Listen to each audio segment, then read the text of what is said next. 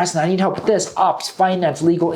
You can go trip to Bahamas, life is good, party, woo. You complain, you whine, you point fingers elsewhere. And if you think that's really, really complicated, that might be scary, it is. Hey, is this something I really want to do? Hello, and welcome back to another video. My name is Preston. I'm a professional recruiter running my own agency in the technology industry, and I'm here to talk about the 5 biggest mistakes I see recruiters do. If you are excited to hear about them, please consider supporting a fellow recruiter. Give us a like, subscribe, click that bell. It really means a lot. Let's get started. So first and foremost, what are the 5 biggest mistakes I see recruiters do time and time again? This is based on my own experience and what worked for me. What worked for me might not work for you. If you agree or disagree, just want to share that off the bat to clear the air. Also, just want to apologize for any spelling or grammatical errors in advance. Again, just putting my thoughts from my brain to paper and want to give you value and hope this helps. Let's get started. But before we do, if you're new here, just a quick synopsis about my background real quick. I started my recruiting career at a nationwide staffing firm here in the US. I became quickly one of the top producers out of 300 nationwide, started from the bottom, worked my way up top, and I joined a brand new startup team where I had no client handouts and I built a little over $500,000. That's roughly about 22 to 23 direct placement deals. In 1 year, I was able to also surpass the $100,000 a month mark as well. No handouts, no AI tools, cold calling, emailing, old school recruiting fundamentals. After that, I quickly joined to the corporate side. I joined an early stage startup. I wished in retrospect I did a better job in interviewing, because what happened is I joined about 5-6 months later down the line. Company ran out of money, like many startups do, and I was back on the job market at a crossroads of my life figuring, what am I going to do? So then I decided, hey, I'm entrepreneurial. I have a sales, biz dev background, try to start companies before. Now is the time to try it again. And so I decided that's exactly what I'm going to do, start my solo independent recruitment career. Didn't really think I was going to do it long term. Lo and behold, we're still doing it in 2023. Again, somehow I was able to duplicate my success at the agency firm. I did a little over $500,000 again, all on my desk. We did not have any VAs, no part-time, no full-time people for the first 3-4 years running our business. And of course, obviously since then, we was able to do multiple 7 figures worth of placements over the past 8 to 9 years, completely changed my life, and it's an industry that I love. And if you're checking this out for the first time, it could do the same for you as well. Enough of that. Let's talk about the first mistake. So mistake number 1 is a lot of people have the tendency to just depend on one candidate or one client. So let's say that you found the perfect candidate, a unicorn. You're like, wow, this person doesn't exist. I was able to find them. And then you stop your search hoping that you are 1,000% confident this candidate is going to get the job done. You can get placement. You can go trip to Bahamas. Life is good. Party. Woo. And then that doesn't happen. Or what if on the flip side, you found an amazing client, right? And the client's like, we need help with 20 odd roles. You're like, I'm set for the year. No need to do any more biz dev. I'm going to bang, 3, 4, 5 deals out, go to Mexico, go to Europe, have an amazing time, party. But then what happens? So what if your candidate accepts another job, ghosts, or loses just overall interest in your job? What if your client decides to work with another agency, hires an internal team, or abruptly shuts everything down? They don't need you anymore. You're back to square one. And I literally hate that feeling. I hate going up and then going down. I told myself that if I'm going to get this business started, it has to be consistent. I want to do consistent placements throughout the year. I want to have consistent clients I can rely on through the year. And I want to make sure that we work with amazing talent. And I get it. I know some searches are absolutely impossible, that if you find that one candidate, you're like, I don't know if I can find another one again. But it's so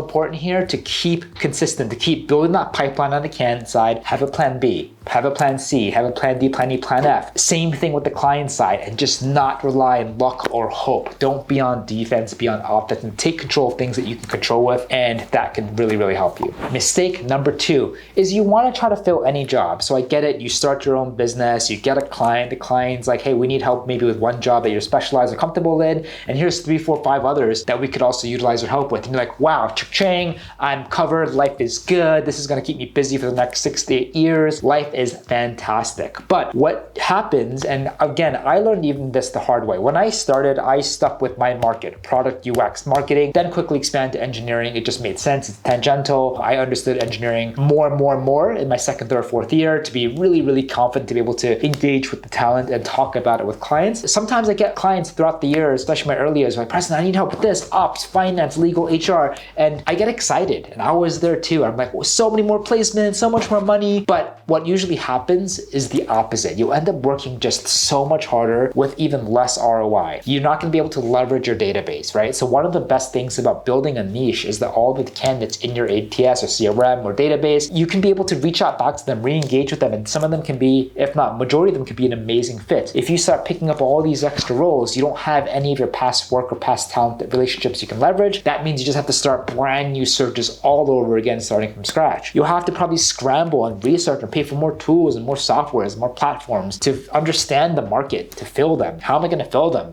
I use LinkedIn for these. Will LinkedIn work here? What about Ladders? What about Indeed, Monster, and all of these things? Stress will increase dramatically. You will increase burnout, productivity will lower. Just not a great place that you want to be in. You also won't come off credible with candidates and clients. You talk to candidates and they're like, it's going to be really, really obvious that you have no idea what you're talking about, that you can tell by your tone, by your wording, that you're just not confident. Same thing with clients. The best thing before even thinking about cold calling, cold emailing, customization, personalization is, are you confident? Because if candidates, especially clients, can smell in the air you are not confident, it's going to be very difficult for you to actually get that business, because they're going to be like, Preston has no idea what he's talking about. You'll spread yourself out too thin and it won't be as effective as if you focus on just a couple of roles you're confident. Better to fill 1 or 2 roles, cement that relationship with the client, than just attacking 5 to 10 of the roles and risking that you're just not going to look amazing in your client's eyes. Mistake number 3, not being organized. I get it. Conceptually, people are like, recruiting is not a complicated business. Find clients, find candidates, put it together. I have like a little bit of a notepad, a planner, and bada bing, bada boom, everything is, all the T's are crossed, all the I's are dotted. But you really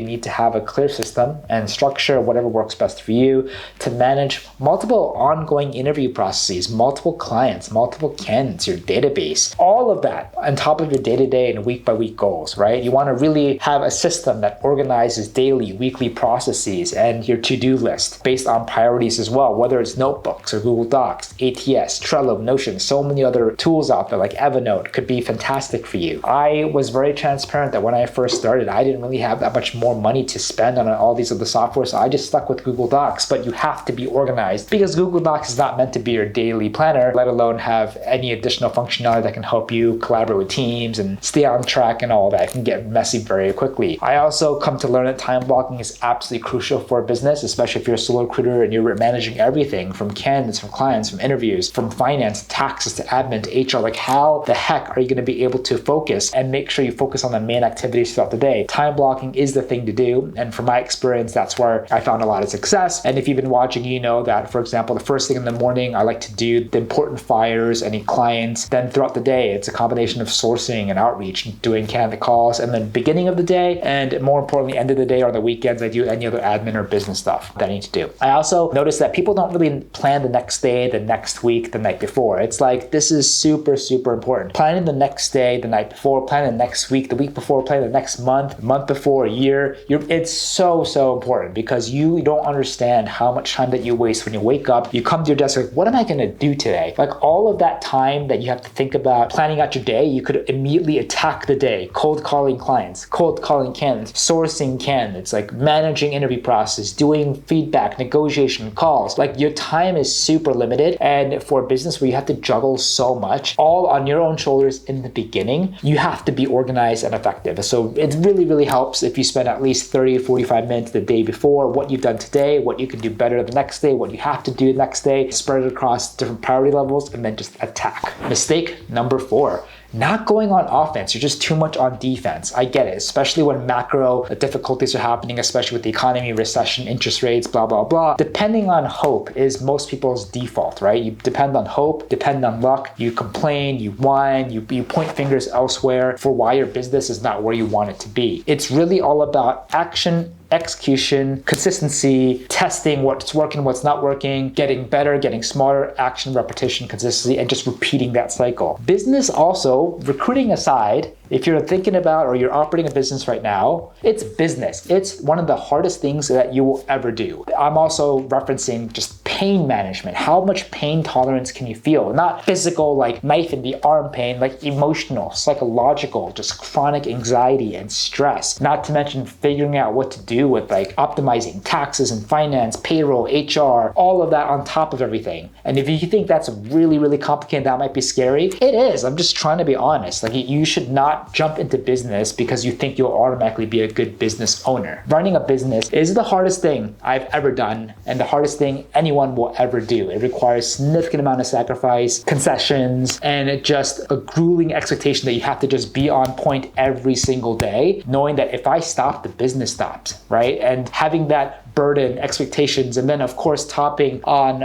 everything else happening in the country and the economy. Just you have to be a firefighter, adapt, pivot all the time. If that sounds scary and exhausting, again, just another chance for you to be like, hey, is this something I really want to do? And then if you decide, just you have to commit to it long term. You do not want to hope or just bank on luck, right? That is like the worst thing a new business owner, a new freelancer can do. That your one candidate again will get the job. Don't do that. You want to be proactive, get more candidates. You don't want to bank on one client staying loyal to. You want to get more clients and have a plan B, plan C. Don't whine, don't complain, don't point the finger. If something's going wrong, it's really you. It's up to me, right? And if you blame someone else, you shouldn't, because you are the owner. Whatever happens in the business should be based on you, good or bad, right? And you have to take accountability and responsibilities. If you're whining and complaining that you aren't getting enough clients, like you want to audit your outreach, response rates, tests, are you even reaching out to enough, right? If you aren't getting enough candidates responding to you, again, you want to audit and test. Are you reaching out to enough as well? How can you personalize things better? How can you customize things better? Like, how can you just be better? There's so many ways, small different facets to improve the small little boring things that you do every day. That is what will make the difference and will push the needle. Don't complain and whine again that the market's down, your business is down. Like, again, everyone's down, but there are still businesses out there that are profitable, making money, that are growing, that are innovating. And if they can do it, then you should be able to do it as well, right? And you don't want to always just complain on micro, macro issues that your business is not where you want to be because of not you. If that's the mindset, that is the number one thing that can really be a detriment and constrain your success. Have to take accountability, have to be able to innovate, have to really, most importantly, put the work in and just go on the offense and just attack, innovate, and test. Number 5, hoping that new tech will solve your problem. In this day and age where AI, everyone's talking about ChatGPT, AI, everyone's like, oh my God, like I don't have to do anything. I just turn on ChatGPT, I will start a recruiting agency, I'll make 6 figures, 7 figures, 8 figures, and I'm set. I mean, if that's the case, then either I'm completely ignorant or maybe that's too good to be true. If you don't know the fundamentals well in the business, in the recruiting business, it can apply to any business, media business, marketing, advertising. You can't really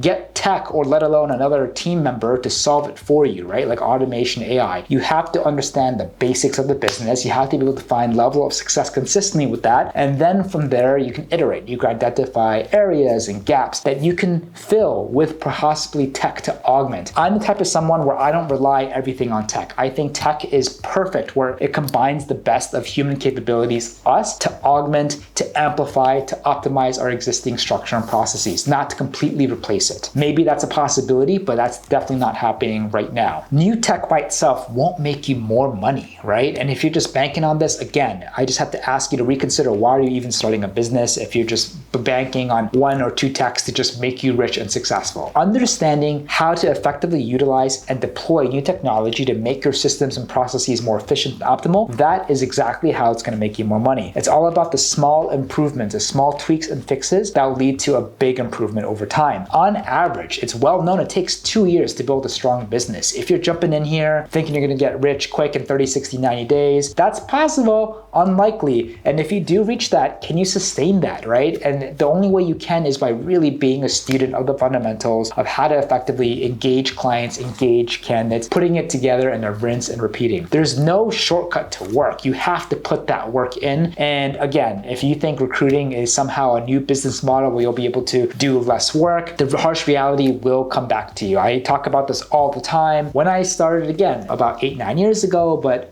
I am no stranger to hard work. I sacrifice 7 days every single week, 8, 9, 10 hours hours a day to bring my business off the ground. And it hurt my relationship with my now wife, with friends. I had to make it a number one priority just to make it happen. And I think like it's still possible to make a business without going that extreme. But for some reason, if you think that you can make any business without doing that, that's probably not that realistic in my mind. There's always going to require a significant amount of being on call, making sacrifices, making compromises in your daily life. It's all about priorities in your life. What do you want to do and what do you want to accomplish? There's no shortcuts to hard work. I hope this helps. And whether you're starting new or you've been running your business for 1 or 2 months or a year, would really love to hear from you and would love to share your success. And if you have any other questions, any other videos you want me to make, I do my best. A lot of your ideas are in the queue, I promise. But again, not a full-time content creator, just trying my best to juggle making videos to provide value to you. And I hope it has done some good today. So appreciate your time. Thank you so much. Let's keep crushing it and elevate recruiting together.